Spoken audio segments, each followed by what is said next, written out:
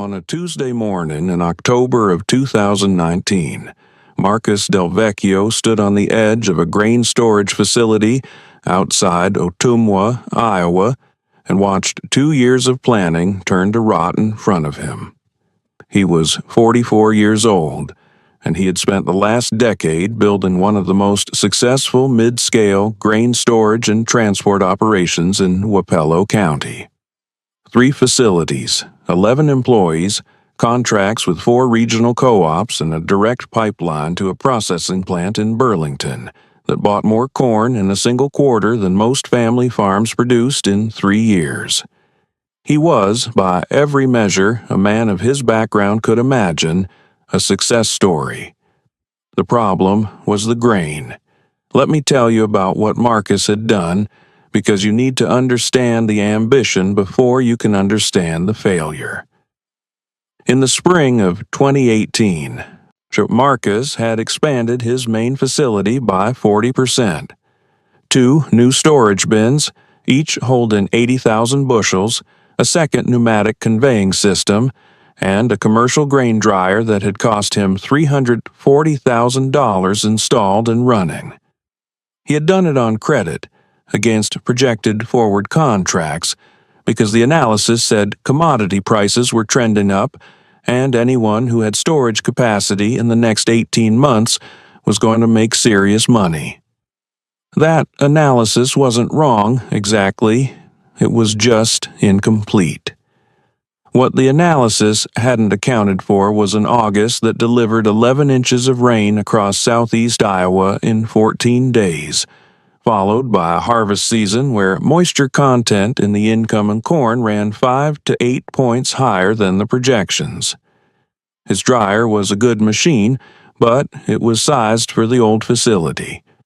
Running it continuously against this volume, at this moisture content, pushed his throughput to its limit, and his per bushel drying cost passed what the contracts would bear.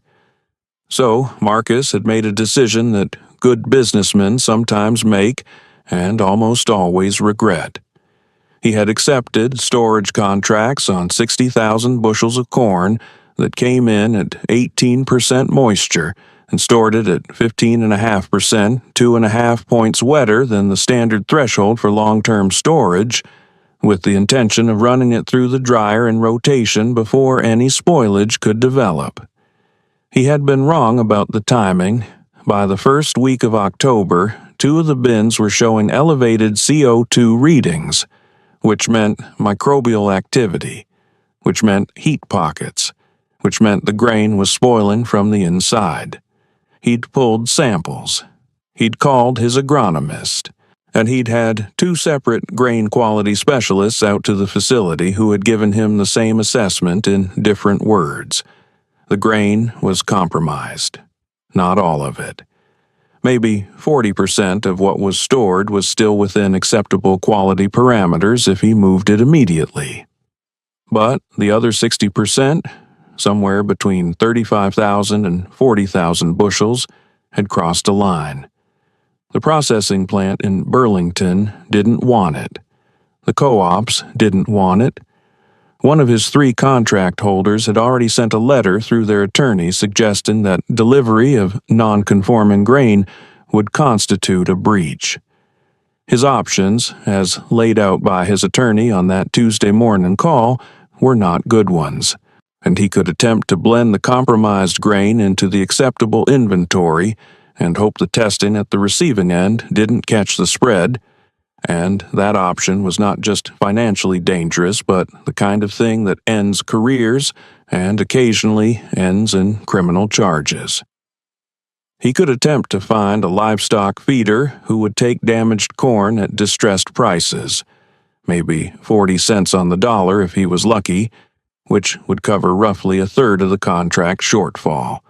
Or he could declare force majeure on the affected contracts, take the legal fight, and spend the next 2 years in litigation while his reputation in Wapello County dissolved.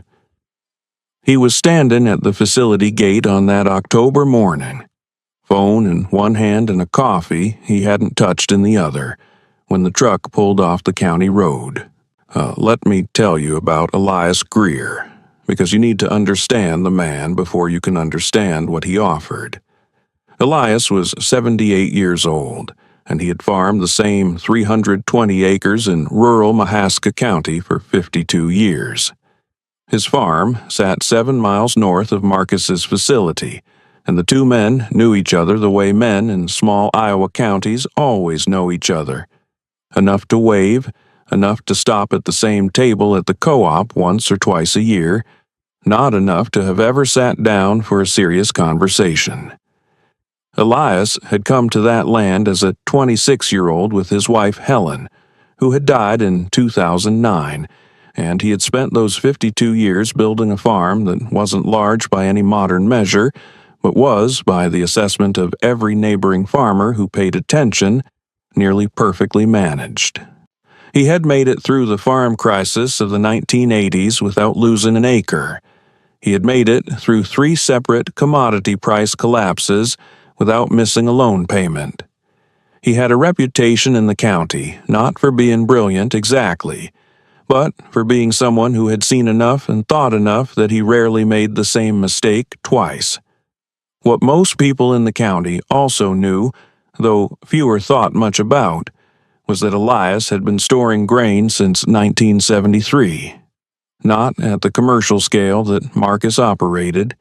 His bins were his own, 3 of them, 2 older steel bins and 1 concrete stave silo he'd built in 1981, and his methods were not anyone's methods but his own. He had spent 46 years moving grain through those bins, monitoring moisture, managing temperature, or watching CO2 levels with instruments that his son had called outdated in 2012 and that Elias had been using correctly ever since. He had a notebook, not a spreadsheet, not a software system, a paper notebook with a red cover that contained entries on every storage cycle he had run since 1978. Every moisture reading, every temperature anomaly, every intervention. 41 years of grain storage data in his handwriting on lined paper. He had been driving past Marcus's facility for the last 3 weeks on his way to the co-op, and he had been watching. His truck came to a stop at the gate, and Elias lowered the window, and Marcus walked over with the expression of a man who had not slept well and was not prepared for conversation. Elias looked at him for a moment without speaking, and then he said, "I think I know what's happening in those bins." Marcus told him, briefly and without optimism, and Elias nodded the way old farmers nod at information they already have. "You've got a segregation problem," Elias said, "and a time problem, but not necessarily the problem you think you have." Marcus looked at him. How much of it tested over 20% moisture on intake? Marcus thought about it. Maybe a third of the compromised inventory. The rest came in between 17 and 19. Elias nodded again. "Come, show me your temperature cables. Now, let me pause here and ask you something.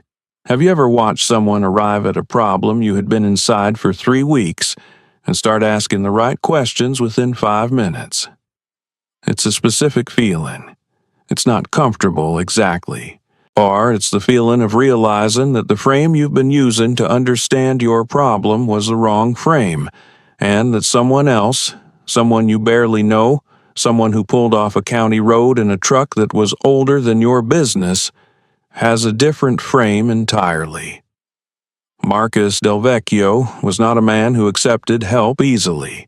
He had built his operation alone, on his own credit, against the advice of 2 separate bank officers who had said the expansion was too aggressive. He had a particular kind of pride that men who build things from nothing often have. Not arrogance exactly, but a settled confidence in his own assessment that made it difficult to hear someone else's assessment as anything other than implicit criticism.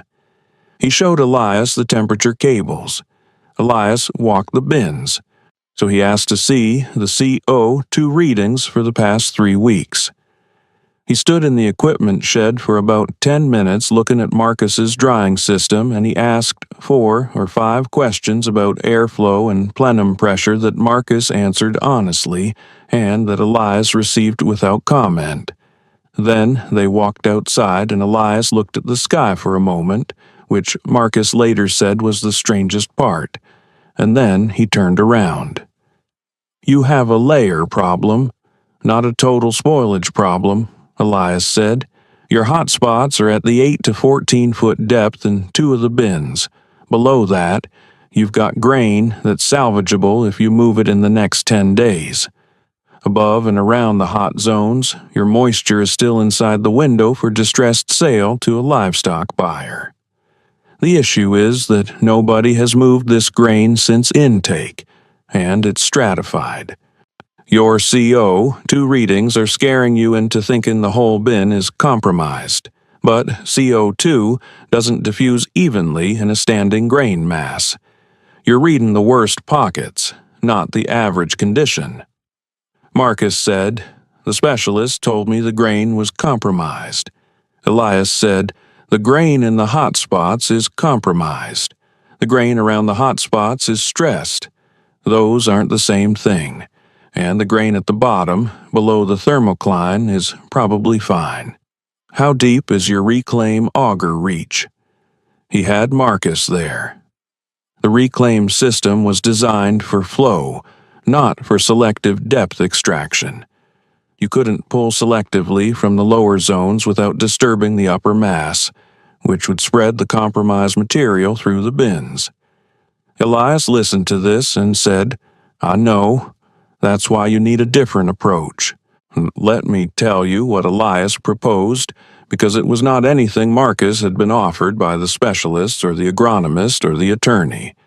Elias had, on his farm in Mahaska County, a piece of equipment that most commercial grain operations hadn't thought about in 30 years. It was a grain spreader and layer sampling rig that he had built by hand in 1984, based on plans he had found in an old Extension Service publication from the 1960s.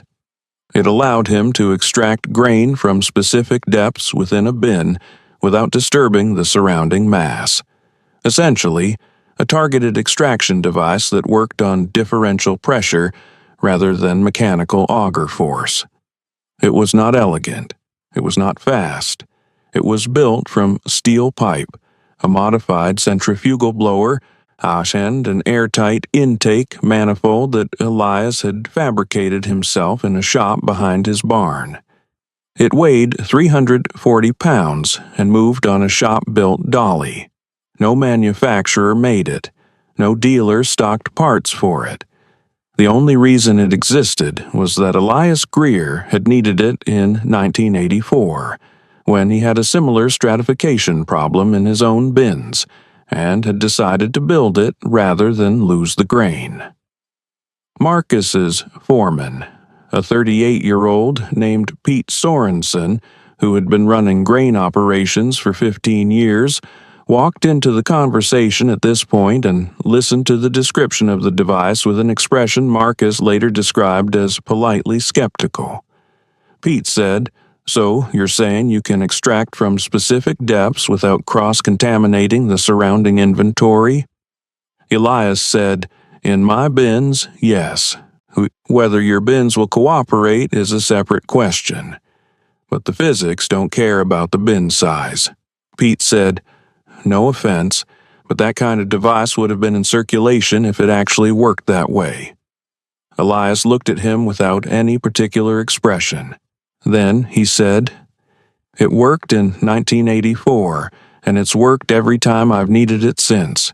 You can drive out and look at it, or you can keep doing what you're doing." There was a silence. Marcus said, "Bring it out. Let me tell you about the next 2 days because they are the reason this story gets told the way it gets told in Wapello and Mahaska counties, in the diners and at the co-op desks and in the corners of auction barns when men who were there start talking about what they saw." Elias's son, David, drove the rig out on a flatbed trailer on a Wednesday morning.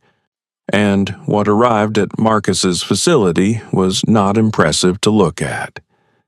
It was a collection of fabricated steel components, pipe fittings, a blower housing that had been repainted at least twice, and a dolly system that had been welded and re-welded in places with the confidence of a man who had fixed things many times and expected to fix them again. Pete Sorensen looked at it and said nothing.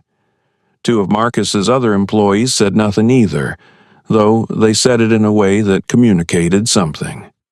Elias and David spent 4 hours in the setup. They did not rush. They ran pressure tests on the intake manifold. They calculated the extraction rate against the bin diameter and grain density. Elias made adjustments to the manifold depth setting using measurements from Marcus's bin drawings, which he had asked for the day before and had studied that evening at his kitchen table. At one point, he asked for a piece of graph paper, and he sat on the tailgate of his truck and drew a diagram of the extraction pattern, showing Marcus exactly what the device would pull, and from where and why the surrounding mass would not migrate into the extraction zone if they maintained the right differential pressure. Marcus stood and watched.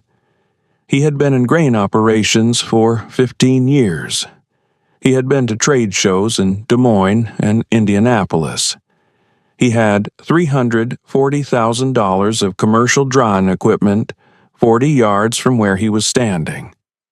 He watched a 78-year-old man draw a diagram on graph paper and explain a principle he had never encountered in 15 years of professional practice. At 2 o'clock on Wednesday afternoon, they moved the rig to the first bin. The extraction began slowly. That was the first surprise. There was no dramatic machinery sound, no roar or shudder. The blower ran at a specific speed. Elias had set it by ear. David later told Marcus, by a pitch he knew from 40 years of running the device, and the grain began to move through the intake manifold in a thin, controlled stream. Elias watched the manifold pressure gauge the whole time. He adjusted the gate twice in the first hour. He called David over once to check a fitting. He did not appear hurried or anxious. He had the affect of a man completing a task he had completed many times, which was exactly what he was. The grain that came out in the first 4 hours was compromised. Nobody pretended otherwise. It went into a separate pile in the equipment bay, tagged and isolated, ought to be disposed of at distressed pricing to a livestock buyer Elias said he already knew in Davis County. But then, at about the 6-hour mark, the grain coming out of the intake changed color slightly, from the gray-tinged flat finish of stressed corn to a cleaner, more consistent yellow, and Elias stopped the machine and took a sample and handed it to Marcus. Marcus looked at it. He took out his moisture meter. 15.1%, he said. Elias nodded. Below the thermocline now. Let me tell you about the next 4 hours, because this is where the physics that Elias had drawn on graph paper became something Marcus and Pete Sorensen could not argue with. The grain coming out of bin 1 below the thermocline tested between 14.8 and 15.4% moisture consistently. It was not compromised. It had not been compromised. And it had been sitting beneath the problem, insulated by the grain mass above it, protected by the same stratification that had made the upper layers dangerous. When Elias had said it was a layer problem and not a total spoilage problem, he had been right. Not as an optimistic estimate, but as a statement of grain physics that 46 years of storage management had given him the ability to read from temperature cables and CO2 readings that had told a different story to everyone else. They worked through Wednesday evening and into Thursday. David Greer slept in his truck. Elias went home at 10 p.m. and was back at 6 a.m. with coffee and without ceremony. By Thursday afternoon, they had processed both compromised bins. and the final tally was not painless. 22,000 bushels of compromised grain that would sell at severe discount, but 41,000 bushels of grain that tested within standard parameters, grain that Marcus had been told by 2 specialists was effectively lost, was now sitting in 2 clean, properly aerated bins at acceptable moisture content.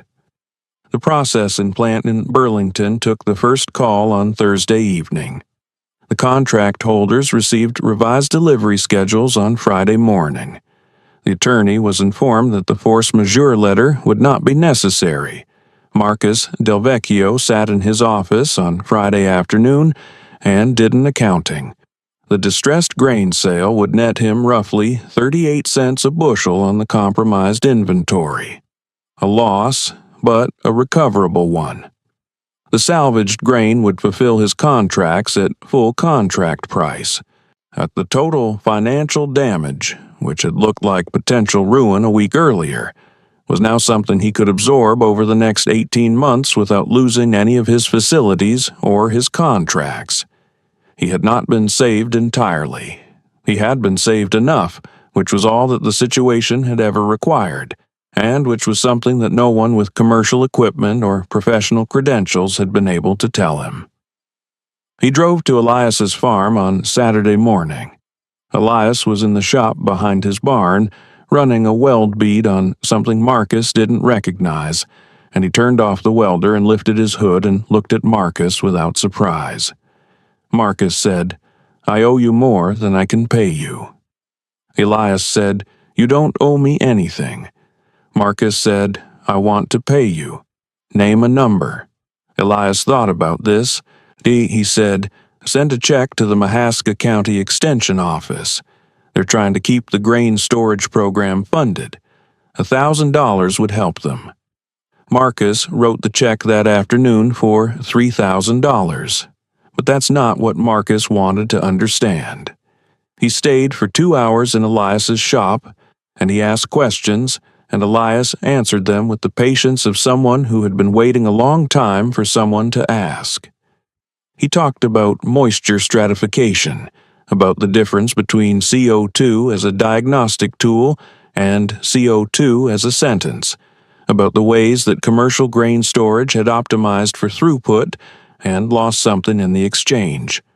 The willingness to work slowly, to read what was actually there rather than what the instrumentation summary suggested, to trust accumulation of knowledge over novelty of equipment. He talked about the extension publication he'd found in 1983, and the winter he'd spent building the extraction rig in his shop, and the 7 or 8 times he'd used it over the decades, always on his own grain, always with the same patience. Marcus asked, "Why didn't you sell this? License it? Get it manufactured?" Elias said, "It's not faster than the commercial systems. It just works on problems the commercial systems can't touch. Who were you going to sell that to?" Marcus didn't have an answer, and after a moment he said, "I should have asked you 3 weeks ago." Elias said, "Yes, but you wouldn't have listened 3 weeks ago. You had to run out of options first." This was true, and Marcus knew it was true, and he didn't say anything in response. Let me tell you what happened over the next 5 years, because the story doesn't end at Marcus's facility. Marcus Del Vecchio changed some things about how he ran his operation. Nothing dramatic, no press release, no public announcement. He hired a part-time grain consultant who was 67 years old and had been out of the commercial game for a decade.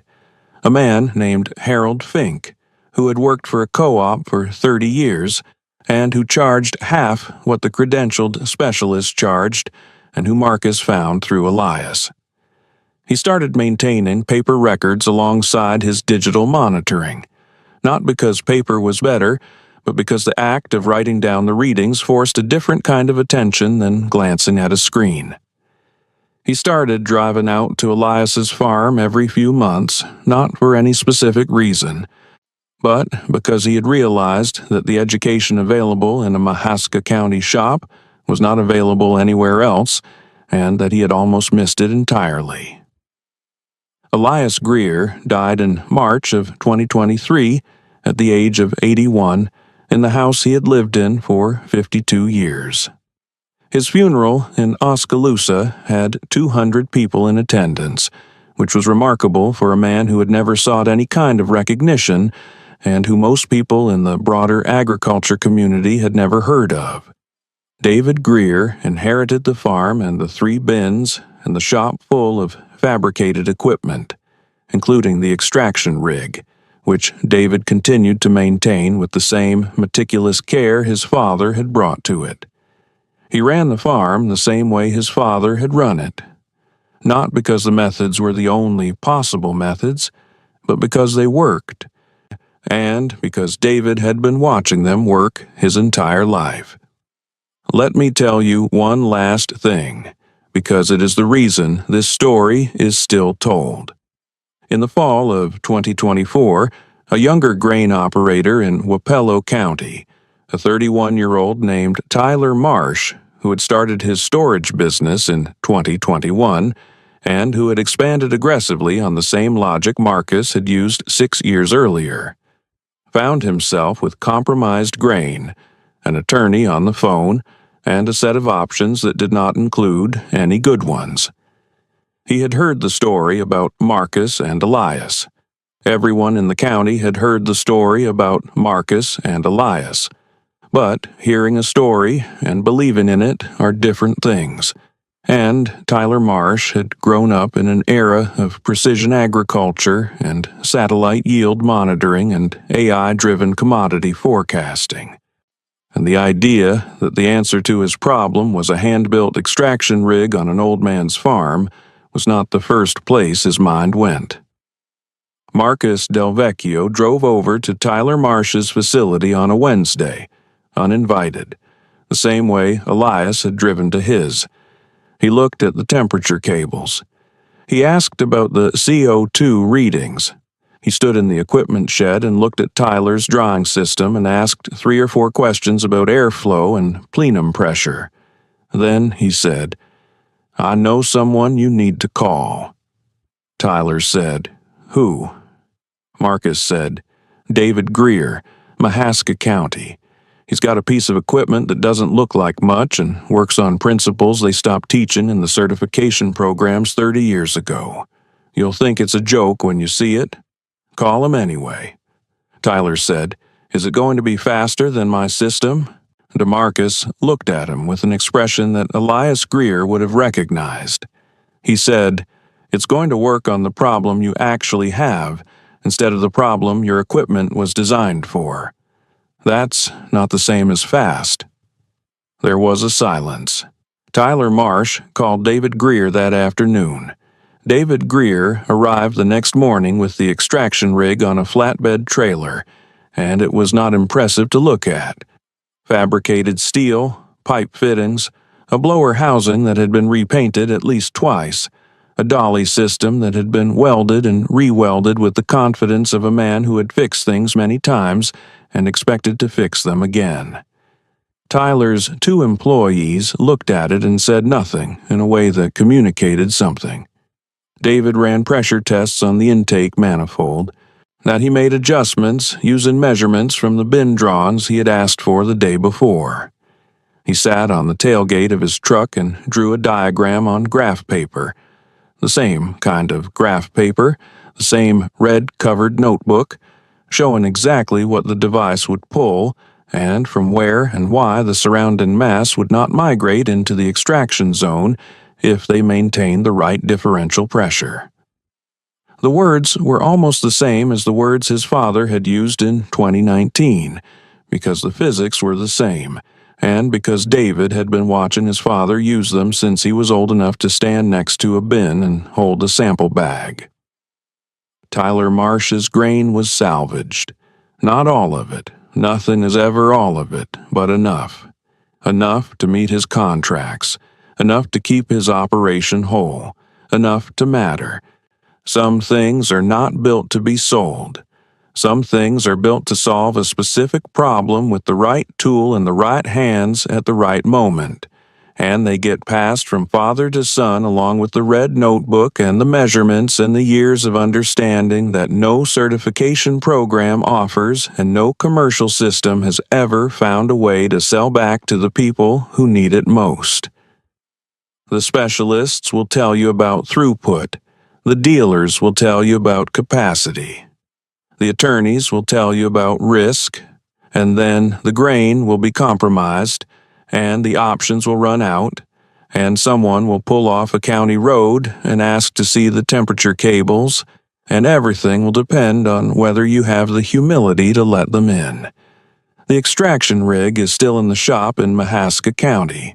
David runs it twice a year to keep the seals from setting.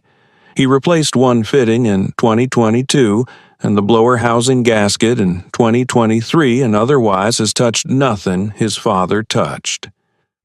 The co-ops say the technology is obsolete. The precision agriculture vendors say the monitoring systems have made these approaches unnecessary. David Greer runs the rig anyway, because obsolete is a word that people use for things they've stopped needing. And there is a difference between stopping needing something and not needing it anymore. A difference that every man who has stood at a bin gate with compromised grain and no good options understands in a way that's very hard to